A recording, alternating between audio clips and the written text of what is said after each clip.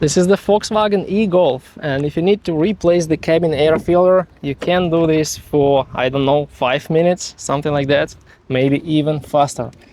So no need to pay for that. The filter is located behind the glove box, so you need to open the glove box, take out everything you have there, and here on this side, and if it's the right-hand drive, you will have it just a mirror. So on that side, near the door, you have this thing that like holds the glove box and allows it to fall softly. So you need to press on it, just press on it with your finger and just take it out.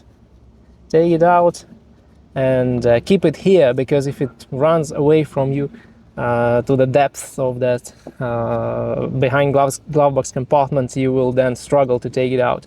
So keep the thing out. After that, you will need to move your hands here and find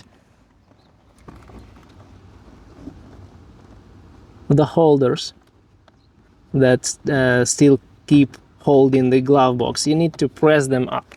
So it's very easy to do. Once you do this one time, there are two holders on this side and on this side.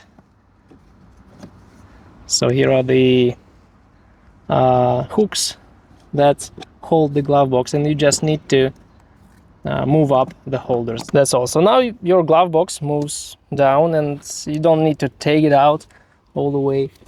Here is the filter cover, air filter cover. So here are the locks. The first one, move it down a little bit. The second one,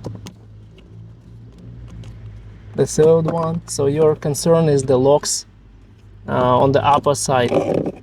And here you have the filter.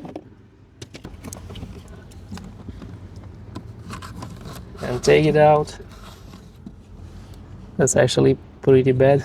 But anyway, I don't have the new filter to install, so as you see, that's pretty easy to take it out and install. And then this cover, you need to install the lower locks in their positions.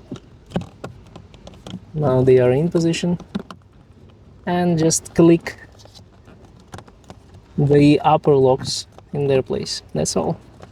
Now it holds. Just check you can't take it out easily with your hand. And now you just need to move up the glove box. So you need to just click this glove box back in place. Now the glove box is in position, but don't forget about this thing that's here. And you take it out a little bit, and then here is the place. So you need to insert it in this hole there, and then move up a little bit to lock it in place. And that's all. The glove box opens like it should, and everything works. And you've replaced the cabin air filter.